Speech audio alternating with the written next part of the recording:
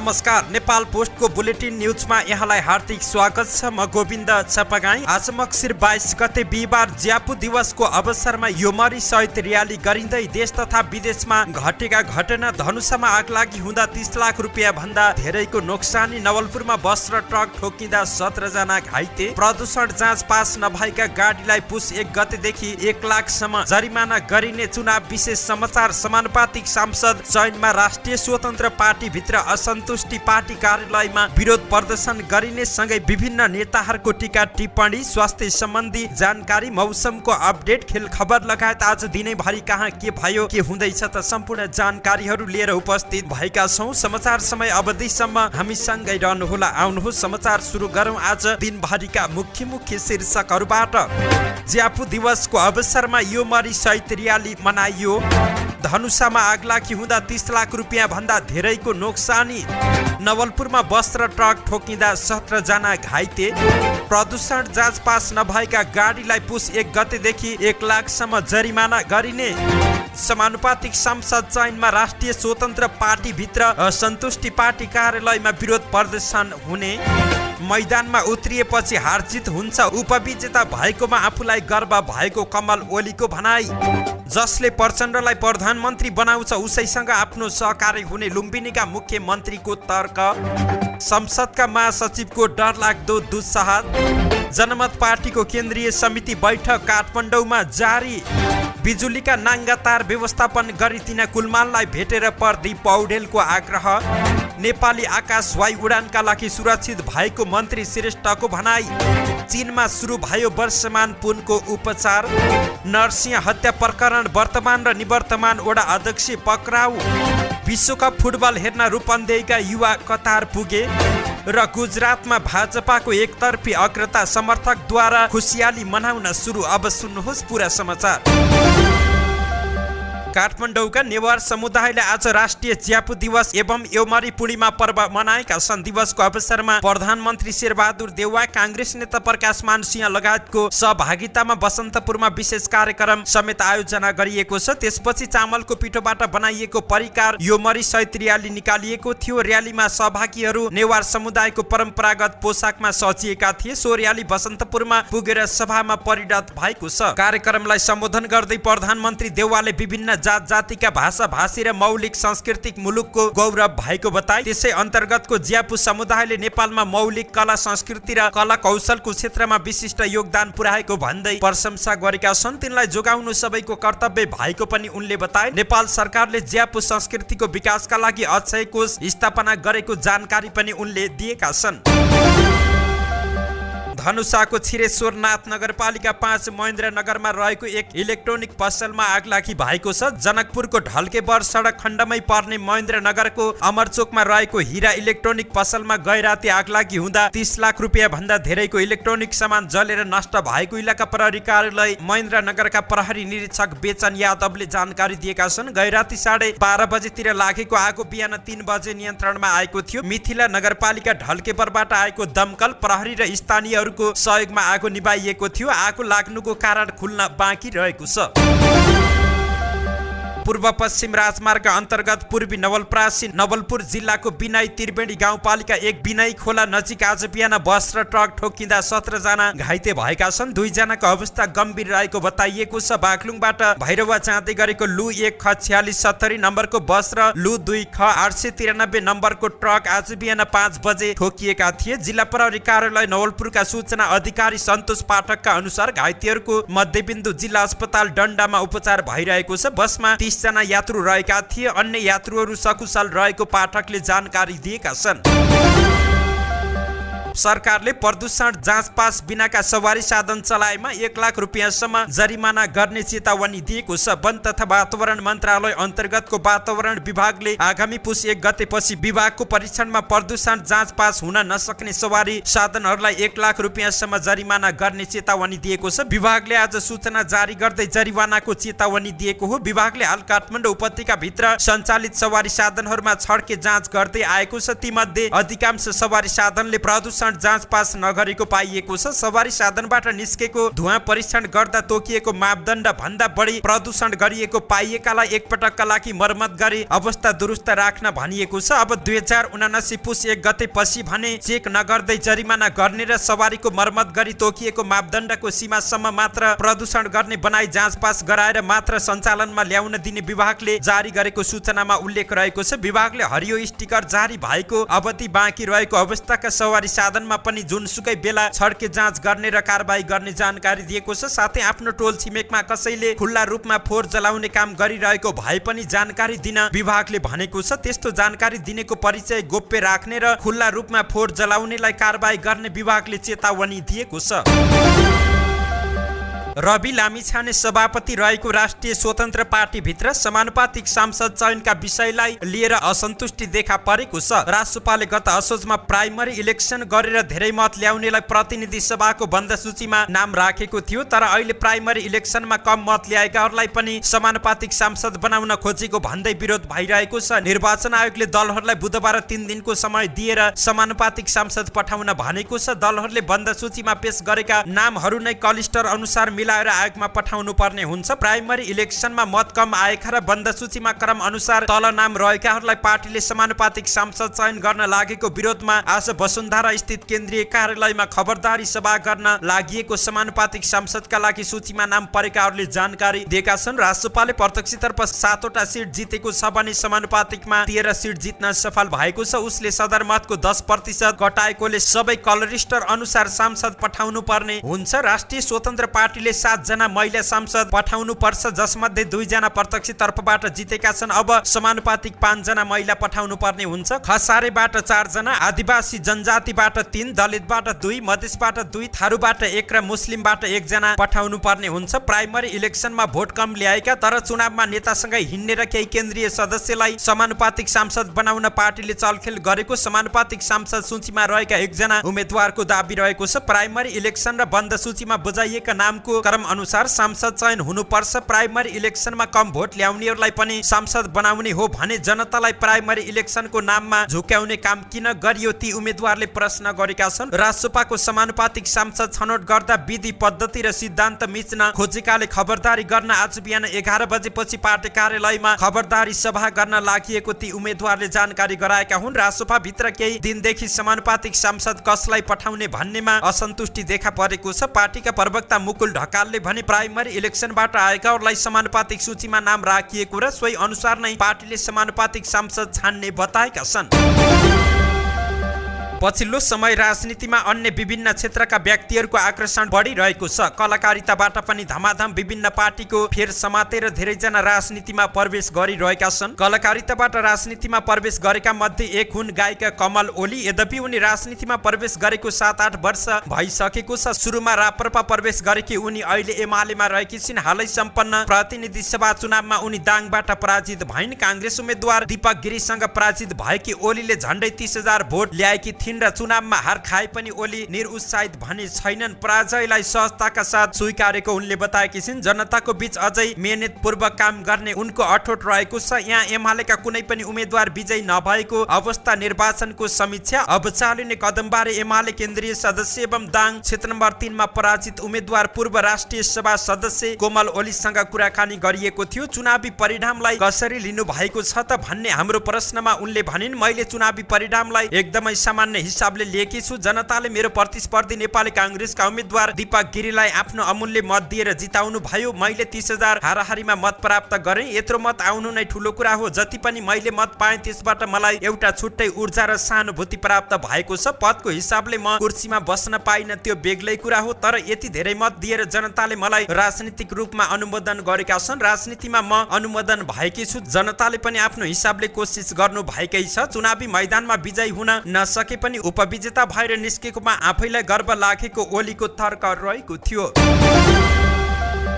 नेकपा माओवादी केन्द्रका स्थायी कमिटी सदस्य तथा लुम्बिनी प्रदेश सरकारका मुख्यमन्त्री कुल प्रसाद केसीले माओवादीको समर्थनमा एमालेबाट केपी ओली र काङ्ग्रेसबाट शेरबहादुर देउवा प्रधानमन्त्री बनेकाले अब प्रधानमन्त्री बन्ने पालो माओवादी अध्यक्ष प्रचण्डको भएको बताएका छन्। केसीले अब पार्टीले जसले प्रचण्डलाई प्रधानमन्त्री बनाउन तयार हुन्छ उसैलाई सरकार सञ्चालनमा सहयोग गर्ने बताएका छन्। अबको नयाँ सरकारले जुन दलले माओवादी केन्द्रका अध्यक्ष प्रचण्डलाई प्रधानमन्त्रीको प्रस्ताव एवं समर्थन गर्दछ सोही दलसँग नै गठबन्धन हुनुपर्छ। दाङको भालुवाङमा पत्रकारहरूसँग कुरा गर्दै केसीले यस्तो बताएका हुन्। उनले निर्वाचन अगाडिको सहकार्यमा नेपाली काङ्ग्रेस पनि इमानदारीता नभएकाले अब नयाँ सिराबाट सहकार्यको थालनी गर्नुपर्ने बताउँदै उनले अब माओवादीले प्रधानमन्त्रीको अडान नछाड्ने धारणा राखेका छन्। नेपाली काङ्ग्रेसबाट भर्खरै मात्र प्रधानमन्त्री देउवालाई र यसभन्दा अगाडि एमालेका केपी शर्मा ओलीलाई पनि माओवादी केन्द्रको समर्थनमा प्रधानमन्त्री बनेकाले गर्दा अब यी दुवै दलले माओवादी केन्द्रका अध्यक्ष प्रचण्डलाई नै प्रधानमन्त्री स्वीकार्नुपर्ने वस्तुगत अवस्था रहेको उनको तर्क रहेको छ। उनले भने नेपालमा यदि परिवर्तनका लागि सरकार निर्माण गर्ने हो भने प्रचण्ड नै हुनुपर्छ। उहाँलाई नै अगाडि माओवादी केन्द्रले सारेका छौँ। जसले प्रचण्डलाई प्रधानमन्त्री स्वीकार्छ उही दलसँग सहकार्य हुनुपर्छ र हुन्छ पनि। सत्ता समीकरणको कोर्स नयाँ दिशामा पुगेकाले अब गठबन्धनलाई पनि नयाँ कोर्सबाट अगाडि बढाउनु पर्ने उनले बताए। सङ्घ सरकार प्रचण्डलाई प्रधानमन्त्रीमा समर्थन गर्ने दलहरू मिलाएर लुम्बिनीमा पनि सरकारको निर्माण हुने केसीले बताएका छन्।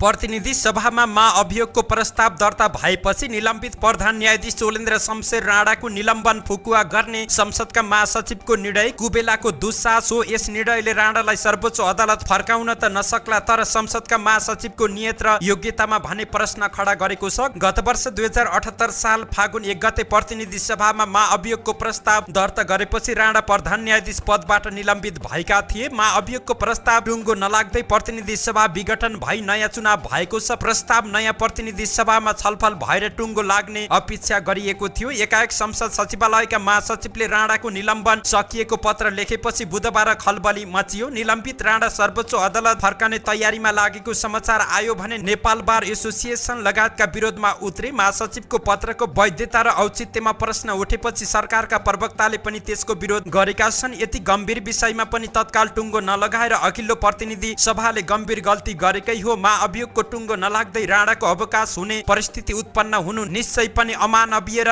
अप्रिय स्थिति हो। संसद यति संवेदनहीन हुनु दुर्भाग्य हो। तत्कालीन सभामुखले यसको नैतिकता जिम्मेवारी लिनुपर्छ। परन्तु जे भए पनि प्रतिनिधि सभामा विचाराधीन विषयमा महासचिवले पत्र लेखेर निलम्बन फुकुवा गर्नु भने अनधिकृत र अवैध चेष्टा रहेको छ। महासचिवको यस क्रियाकलापले वैधता पायो भने त यो परम्परा नै बन्न सक्छ। त्यसैले यो गम्भीर सार्वजनिक चासोको विषय बनेको छ। प्रमुख विपक्षी दल नेकपा एमालेका नेताहरूले राणाको पक्षमा पटक पटक धारणा राख्दै आएका छन्। संसदीय समितिको प्रतिवेदनमा पनि एमालेका सदस्यको अलग धारणा रहेको थियो। यसैले संसदका महासचिवले कतै एमालेका नेताको आडमा त निलम्बन फुकाएका हैनन् भन्ने प्रश्न पनि उत्पन्न भएको छ। जे होस् यस पत्रले संसदका महासचिवको पात्रता र सुझबुझमा भने प्रश्न उठाएको छ। नयाँ संसदले पक्कै पनि त्यसमा विचार गर्नेछ। जिम्मेवार अधिकारीले यस्तो दुस्साहस गर्दा ठुलै अनिष्ट पनि हुन सक्छ। यसैले प्रतिनिधि सभाका सभामुखको निर्वाचन भन्दा पहिले महासचिवलाई बिदामा पठाउनु नै उचित देखिएको छ। जनमत पार्टीको केन्द्रीय कमिटी बैठक काठमाडौँमा जारी छ। बिहिबार बिहान 10 बजेबाट काठमाडौँ कोटेश्वर स्थित तपोवन होटेलमा केन्द्रीय समिति बैठक सुरु भएको जानकारी प्राप्त भएको थियो। मक्सिर 4 मा सम्पन्न प्रतिनिधि र प्रदेशसभा निर्वाचनबाट राष्ट्रिय पार्टी बनेपछि जनमतले पहिलो पटक काठमाडौँमा केन्द्रीय कमिटी बैठक राखेको हो। 2075 चैतमा बनेको जनमत पार्टीको केन्द्रीय समिति बैठक यसअघि जनकपुरमा बस्दै आएको थियो। प्रत्यक्षमा 1 र समानुपातिकमा 5 सिट पाएको जनमतको केन्द्रीय समिति बैठकमा चुनावी समीक्षा र आगामी रणनीति बारे छलफल भइरहेको छ। जनमतका अध्यक्ष सीके राउतले 71 बाट निर्वाचित भएका थिए भने समानुपातिक 5 जनाको नाम केन्द्रीय समिति बैठकले टुङ्गाएर निर्वाचन आयोगलाई बुझाउने बताइएको छ।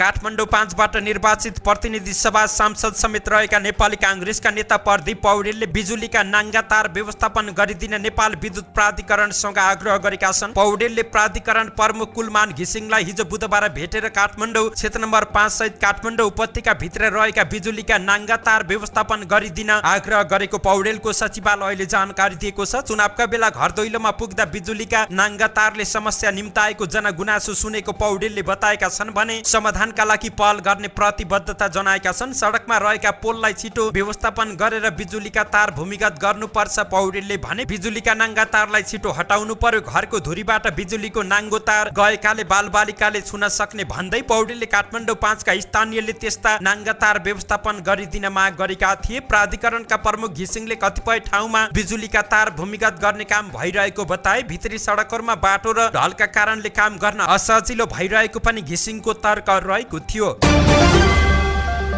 संस्कृति पर्यटन तथा नागरिक उड्डयन मन्त्री जीवनराम श्रेष्ठले नेपाली आकाश वायु उडानका लागि सुरक्षित रहेको बताएका छन्। अन्तर्राष्ट्रिय नागरिक उड्डयन दिवसका अवसरमा हिजो बुधबार भएको कार्यक्रममा उनले अन्तर्राष्ट्रिय निकायले वायु सुरक्षाका विषयमा प्रश्न उठाउनु पर्ने अवस्था नरहेको उनले बताएका छन्। प्राधिकरणले अझ सुरक्षालाई व्यवस्थित बनाउने काम गरिरहेको छ उनले भने। नागरिक उड्डयन प्राधिकरणले वायु सुरक्षाका विषयमा जिम्मेवारीपूर्वक काम गरिरहेको उल्लेख गर्दै मन्त्री श्रेष्ठले नेपालको वायु उडान आइकाओको कालो सूचीबाट हट्ने अवस्थामा पुगे बताए। वायु सुरक्षा नीतिका विषयमा सरकारले आफ्नो नीति स्पष्ट बनाएको बताउँदै उनले आइकाओले नेपालको नीति प्राधिकरणले वायु सुरक्षामा गरेका कामका आधारमा चाँडै कालो सूचीबाट हट्ने विश्वास व्यक्त गरेका छन्। नेपाल वायु सेवा निगमको नेतृत्वले क्षमता विकास गर्न नसकेको पनि उनको भनाइरहेको थियो। सरकारले ठूलो लगानी गरेको वायु सेवा निगमका अयोग्य नेतृत्वका कारण जनताले सेवा लिनबाट वञ्चित हुने तथा विभिन्न दुःख पाउने गरेको उनले आरोप लगाएका छन्।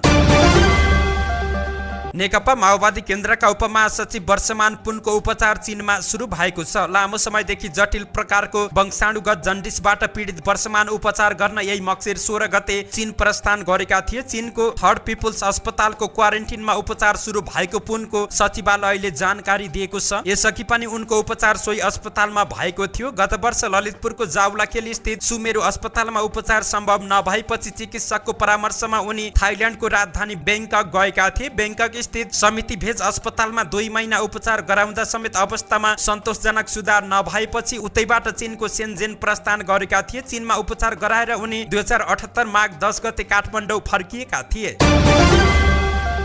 दार्चुलाको ब्यास गाउँपालिका 4 डोकटका 40 वर्षीय नरसिंह विष्टको हत्या प्रकरणको अनुसन्धानमा वर्तमान र निवर्तमान 2 वडा अध्यक्ष पनि मोचिएका छन्। मक्सिर 3 गते रातिदेखि बेपत्ता भएका अर्को दिन हत्या गरिएको अवस्थामा फेला परेका विष्टको घटनामा अनुसन्धान गर्न प्रहरीले गाउँपालिकाका वर्तमान वडा अध्यक्ष पूर्व वडा अध्यक्ष सहित थप 1 जनालाई पक्राउ गरेको छ। जिल्ला प्रहरी कार्यालयका अनुसार वर्तमान वडा अध्यक्ष 43 वर्षीय झुनसिंह विष्ट, पूर्व वडा अध्यक्ष 55 वर्षीय संग्राम सिंह विष्ट र 43 वर्षीय स्थानीय मोहन सिंह विष्टलाई नियन्त्रणमा लिएको छ। बुधबार उनीहरूलाई नियन्त्रणमा लिई सोधपुछका लागि 5 दिनको म्याद थप गरी हिरासतमा राखिएको जिल्ला प्रहरी कार्यालय दार्चुलाका प्रवक्ता प्रहरी निरीक्षक राजेश साईले जानकारी दिएका छन्। 40 वर्षीय विष्ट मक्सिर 4 गते घरभन्दा अलि टाढा खुल्सामा मृत अवस्थामा फेला परेका थिए। विष्टको शरीरमा चोटपटक लागेको थियो। जिल्ला सदरमुकाम खलङ्गाको महाकाली नगरपालिका 4 स्थित होटेल चलाउँदै आएका विष्ट प्रतिनिधि सभा र प्रदेश सभा निर्वाचनमा मतदान गर्न मक्सिर 3 गते दिउँसो खलङ्गाबाट घर गएका थिए। घटना लगत्तै प्रहरीले सोही ठाउँका 25 वर्षीय दीपक विष्टलाई पक्राउ गरेको थियो। प्रहरीसँग उनले आफू घटनामा संलग्न रहेको बयान दिएका थिए। घटनामा दोषी पुष्टि गर्दै प्रहरीले मक्सिर 12 गते दीपकलाई सार्वजनिक गरेको थियो।